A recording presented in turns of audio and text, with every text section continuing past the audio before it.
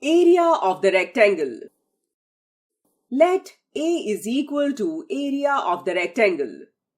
W is equal to width or breadth of the rectangle. L is equal to length of the rectangle. The given dimensions are: length L is equal to 6 cm, width or breadth W is equal to 4 cm. Therefore, area of the rectangle A is equal to L multiplied by W is equal to 6 cm multiplied by 4 cm is equal to 24 square cm. We can calculate the area of a rectangle in AI Connect also.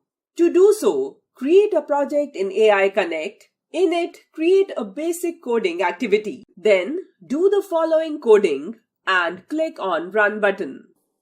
We can also calculate the area and perimeter of other shapes like square, triangle, and circle in AI Connect by making changes in the coding of the program.